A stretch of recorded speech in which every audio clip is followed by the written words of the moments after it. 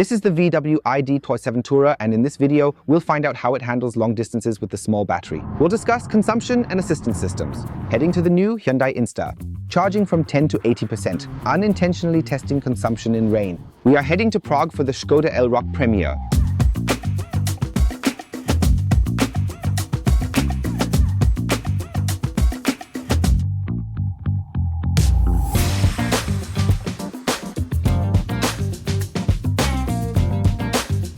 And with that, hey, and welcome to this new video here at Journhouse, and welcome to the long distance test of the VW ID.7 Tourer with the small 77 kilowatt-hour battery. We're heading to Prague today together as Skoda is unveiling the Elroq there. Tomorrow morning, we'll head from there to near Frankfurt to film the Inster with Hyundai, and then it's back home. A few kilometers then that I absolutely wanted to drive with the station wagon to find out how the small battery performs.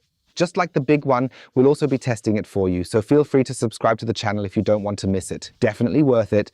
And in the next few weeks, some exciting tests will be coming up on the channel. I'm getting in now because I really need to get going.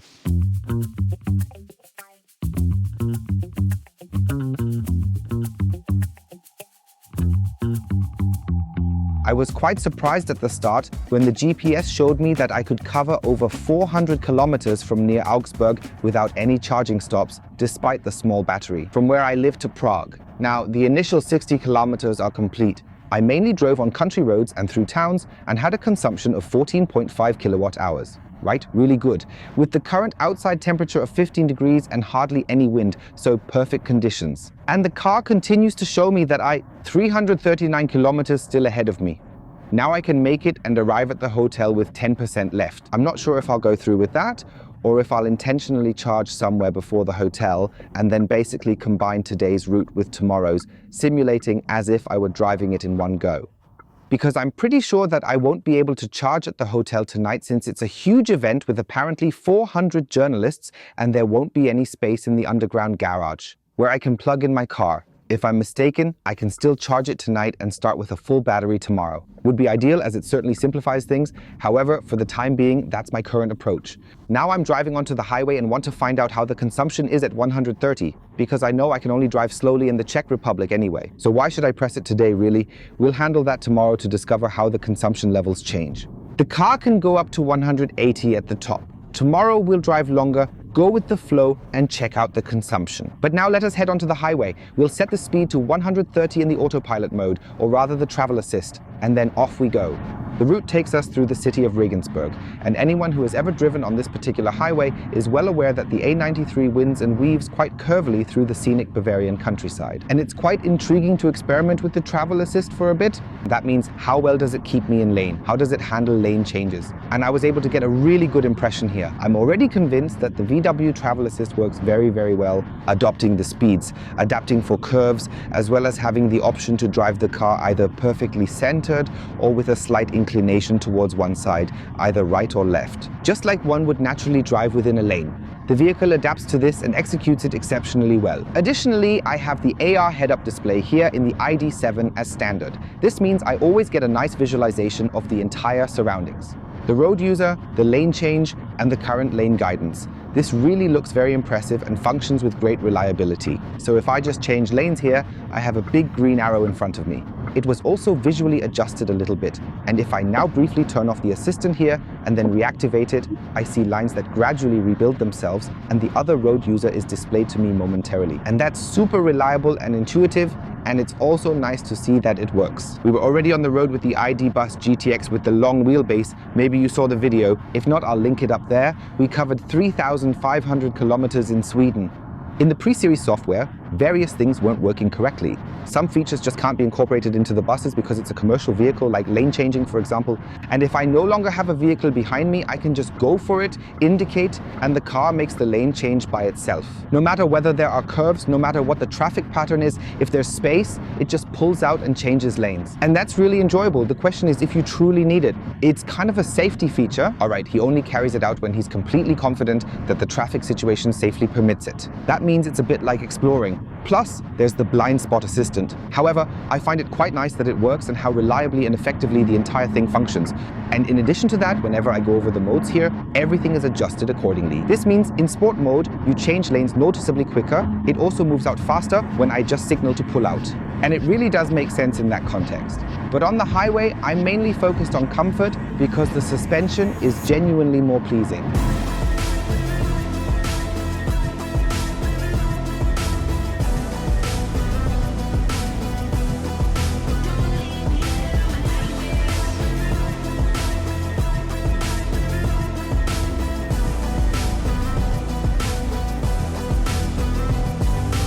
I just crossed over the border into the Czech Republic, and it's been persistently and steadily raining for quite a few kilometers now. Naturally, that drives consumption up a bit.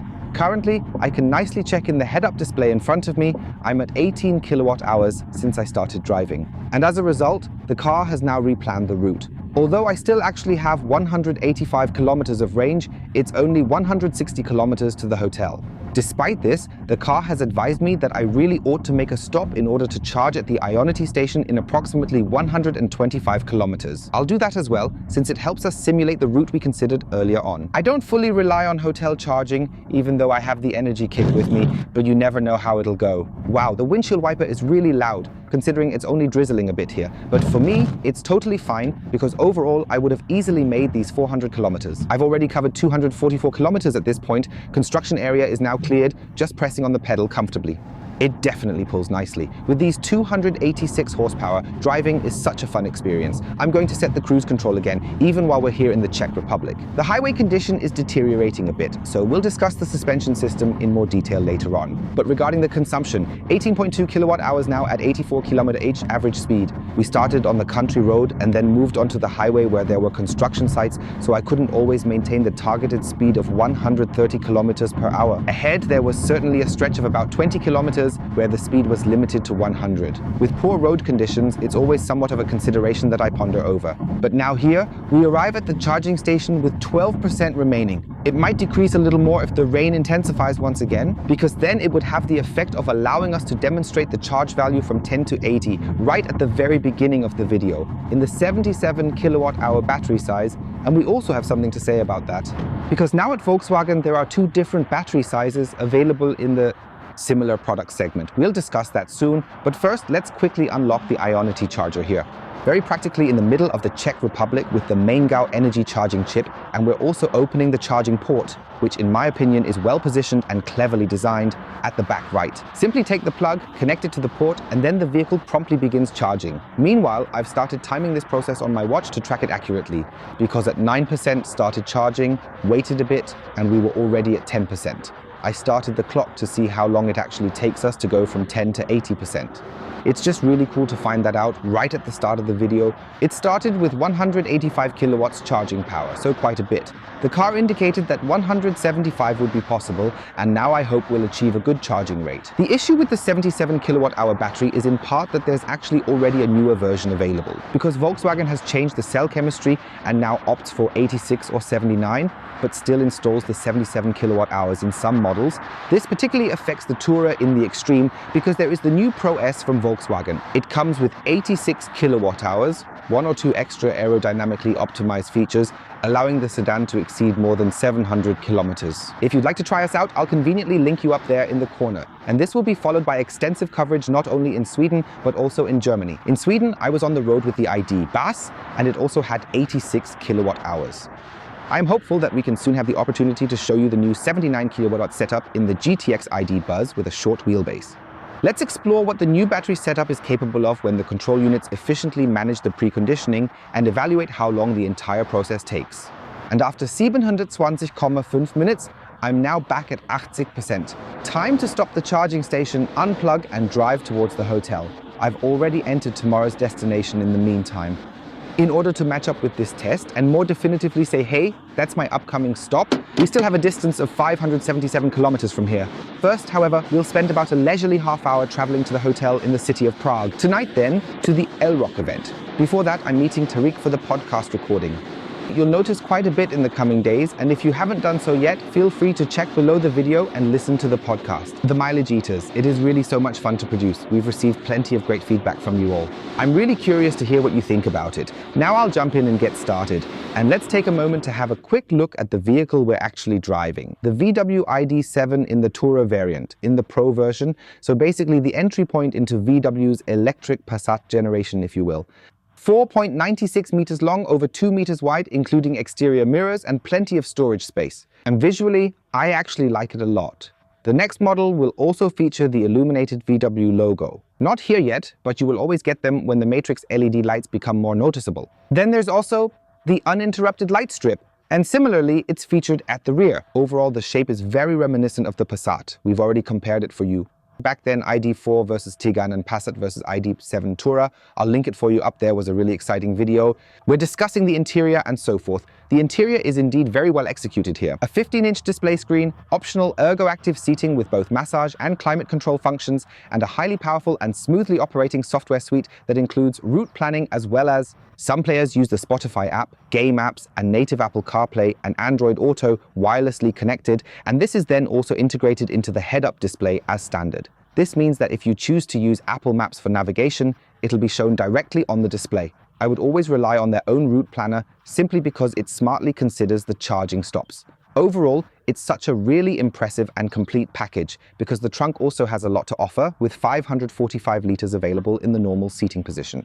And 605 liters of space are available when you adjust the rear seats to the cargo position, making it truly impressive in terms of capacity. It can then compete with the SUVs out there, and that's the biggest advantage of a station wagon, that you don't need that large build and especially benefit from the length, because if the car isn't that tall, it has to make up space somewhere else. Additionally, there is a double loading floor that can also be adjusted downwards, offering additional storage room underneath, which provides convenient options for everyday usage, for example, to comfortably fit a stroller into the back. Furthermore, inside, as we recently tested, it's possible to effortlessly install the child seat with ease because there's an incredibly generous amount of space in the second row. It's almost as if you have more room than you could ever actually need. Now, I'd say let's take a look at a couple of pictures of the new Skoda Elroq and then we'll head back.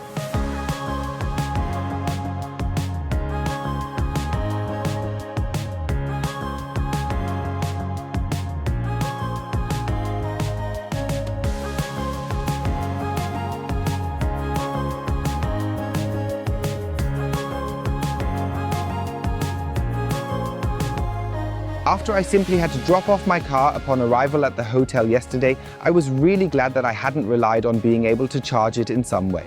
Now, with 76%, I'm heading to Darmstadt. Let's go ahead and input the destination together, setting it to the Hyundai dealership located in Darmstadt. 6 hours 20 showing now, I should arrive at 1400, and objectively, one charging stop, a Tesla supercharger. Would be great to make it with one charging stop because 76% and 292 kilometers range left. That's not exactly ideal for starting a long trip. Greetings at this point. Antarik always does it that way. 540 kilometers lie ahead of us. Let's see how long it will take. By 3 at the latest, I must be in Darmstadt.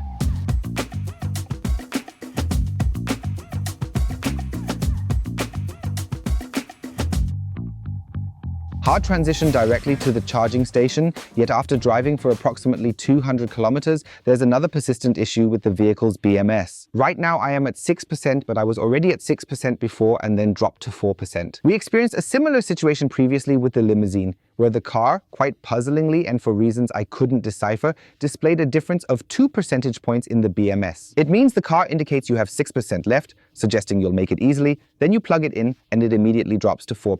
4%. That's quite odd and truly not really so good. I have approximately 336 kilometers still ahead of me. I can't make it without a charging stop. However, I will choose to deliberately not charge up to 80% here. This means that I'll charge here for a certain period, possibly up to 60%, then unplug and continue on my journey so that I'm traveling as efficiently as I can manage. Let's take a look at what the car is indicating. It's telling me that I should charge for a total of 32 minutes. Up to 76% seems a bit much, as I'd need to reach a total of 200. Drive 72 Kilometer and would only be around 60 kilometers from the destination, and that's a bit too risky for me. I'd rather take the charging stop earlier and have more flexibility with 2 shorter charging sessions. After a brief stop of only 18 minutes and with the battery at 62%, I'm on my way again. The upcoming 200 kilometers until the next charging stop suits me perfectly because by then I will probably need a restroom break and can recharge comfortably during that time. The benefit of charging only up to 60% really becomes apparent because that's nearly 10 valuable minutes I actually save.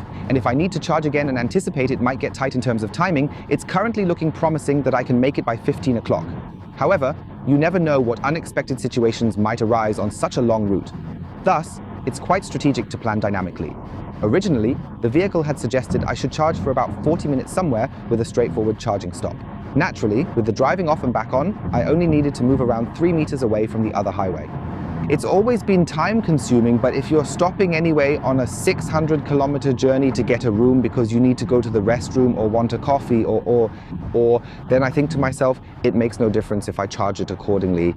And now, as we get back onto the A6 heading towards Nuremberg, which I'll drive all the way to Darmstadt, let's talk about the driving comfort. I experienced several different scenarios. I drove through the center of Prague on cobblestone streets. I've driven on worse Czech highways and on the smoothly paved German ones. You can make a fairly good assessment of how the vehicle is performing here now. I typically drive in comfort mode by default. Sometimes I switch it to sport, but I truly prefer using individual mode for more customization. In the city center, I prefer to take a sporty approach, managing speed bumps smoothly without too much bouncing. Here, you can adjust it quite well and further fine-tune the DCC settings even beyond the usual sport mode options. Because the DCC, known as the Dynamic Chassis Control, which is the active suspension system through damper adjustments, performs really well in this vehicle. Not quite as good as in the GTX, as we've already shown you. I'll link it up there. I was so surprised by how much better the suspension can actually be, and of course how much sportier it is. But this here is already at a very, very good level combined with the traveler system, which we already discussed on the way here. It's a very, very good overall package, especially with this seat. Yes, they are exhibition based and included only in a more advanced package here, but this massage function is incredibly enjoyable and so much fun. I can have my pelvis massaged here, I can have my back massaged and arrive much more relaxed than I possibly would have without all of this. There are many different programs available here to explore and enjoy, making the driving experience notably much more comfortable. Additionally, the seats remain truly comfortable without needing the massage and have a certain presence, allowing you to easily cover nearly 1,000 kilometers in just a single day, like I'm doing it today. And now, due to the weather, I'm just aiming for 150, which is a relaxed speed. I can see enough there, it's really not that risky, you can drive around quite easily. You see, it's lightly rainy, everything's within limits, but let's see how the consumption develops now, because that's my targeted speed now, constantly driving at 150. If possible, if not, then of course not, and then we'll see if we can make it the 200 kilometers to the next charging station. Because when I proceed to make my way in here, they should be approximately reachable within the next 2 hours. Now we have 202 kilometers ahead of us, let's see. And even if, like earlier at the last Ionity station, the display is out, you can still start the whole thing. For you, here's an important piece of advice. Simply hold the Maingau charging card up to the reader and then patiently wait until the station turns blue after you have plugged in your vehicle. People think, the display is off, so the pump's not working. No, as long as the top part is glowing green like it is at this moment, you can go ahead and use it all. It's a reminder I like to give you from time to time. And here as well, I just charged up to 80%, quickly ate something and got some work done. And it indeed has a really good time buffer at the moment. And once again, it efficiently charged from 10 to 80% in just a brisk span of 27 minutes. And now it's off to Darmstadt. And since the weather is getting noticeably better and I only have 160 kilometers to drive, I can really step on it. Here at 160, there are mega pleasant wind noises. You hear very, very little, except for maybe the sound of the windshield wiper. He's just extremely loud. I don't know why either. And if I just let myself drop here to step on it again, like this. Accelerate from 140 and continue upward. It takes a moment to ramp up, but then it pushes very strongly and continues going effortlessly. And then you can genuinely accelerate smoothly up to 180, and that truly makes it fun and enjoyable to be driving on the road with the car. Because over 500 Newton meters is quite a lot, and that's what I've been saying for ages. The rear motor here in the ID.7 is the best option you can choose. Sure, now with the new suspension in the GTX, as I mentioned earlier, it makes the decision even more difficult. But overall, it's really fun rear engine with all its quirks and features. But this is definitely an enjoyable drive. And even at 180, the wind noise remains okay. And all the assistance systems go up there. With about 30% left in the battery and an average consumption of 24 kilowatts over these roughly 550 kilometers, I am now here at the charging station in Darmstadt. I still have a bit of time and arrived here at 2 o'clock. Meanwhile, I am already at 80% again. Can, therefore, unplug the car and drive to the event but had the opportunity to recharge here so I don't have to leave completely empty after the event. And I think 24 kilowatt hours is really okay. I had an average speed of over 100 km/h and I covered the route in 6 hours including charging stops. And that really is something to be proud of, especially considering I didn't start with a fully charged battery. And because this video kind of brings together the budget cars, we're now moving from the Elroq yesterday to the Hyundai Inster.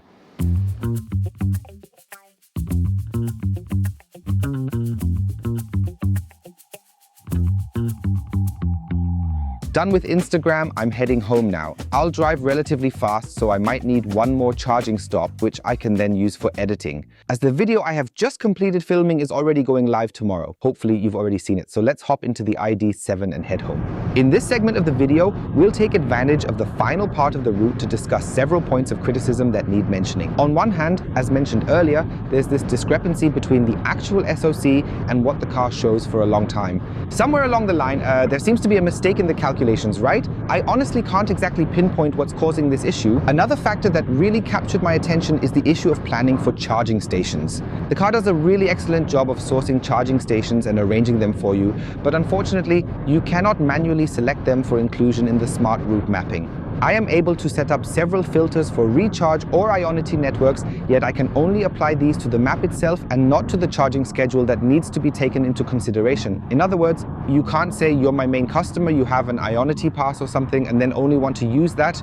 Unfortunately, that's not possible. It would be something desirable to have available here just to store easily. And then there's a construction-related aspect that has to do with the aerodynamics of the vehicle. Namely, the A-pillar extends quite significantly into the driver's field of vision. That's not too tragic on the left, but on the right it often juts directly into my line of sight. On the highway, it's generally not so much of an issue, but especially when it comes to driving on country roads or approaching intersections in urban areas, it can often present a problem. It's not overly wide, but due to its angle and since it's relatively flat, it does stand out quite a bit. This might be seen as nitpicking on a high level and pointing out some minor issues within the car, but you'll notice these are really just small details because overall the car is genuinely almost perfect for its price point, especially when you consider that it starts at 54,000 euros. That's a really good deal with all the things that are already included as standard. Sure, there are customization options like everywhere else. You can then upgrade the vehicle. There is indeed a limit, but there are several packages available that provide opportunities. Nevertheless, I really like what Volkswagen presents here in the ID.7. Back at home, we of course need to discuss the total consumption. We managed to travel a total of 1,328 kilometers together on this particular journey, utilizing both the Skoda Elroq and the Hyundai Inster vehicles, across Germany and virtually all of Europe, with an average consumption of 22.2 kilowatt hours per 100 kilometers. As you saw, the weather conditions weren't ideal in any way. It poured rain, the wind stormed, and I attempted to drive some stretches quickly to recover the time we had lost. On the way to Prague, I was actually able to drive 400 kilometers in one go with the small battery, with a portion of country roads and a long stretch of highway. With the targeted 130, I find that personally very successful. When I was talking to one or another colleague in Prague and one remarked about the design, wow, with the small battery, 400 kilometers without problems in one go, that's quite impressive. For me personally, it was really exciting to see where the smaller battery stands. Because with the new rear motor, the car is overall significantly more attractive than, for example, an older ID.4, even though the pricing isn't that far apart from it. The entry price here is really to be taken seriously as if it's more on the head-up saying side, plus the display, there are good basic seats, and with a very refined and stylish exterior design, you really don't need many extra features. A glass roof, the Matrix LED headlights, or even massage seats are, of course, nice to have. However, not everyone will choose to configure it, and yet you still end up with a very good car. Personally, I like the suspension here with the DCC. In the base model, it's without it, but it's also well tuned. And overall, I truly believe it's a very solid package. Now, I'm really curious and excited to read your thoughts in the comments. Would you prefer to always use the 86 kilowatt battery, or do you think the 77 kilowatt would be adequate enough for your needs? And what do you think about the consumption? The 19 kilowatt hours on the way there, the 16 on the country road, and 22 in total with many longer fast stretches under not optimal conditions. Write it in the comments, and otherwise up here, you'll get my first impression of the version as GTX. It's really fun. And down here is our GTX ID, bus long distance test, where we went 3,500 kilometers to Sweden.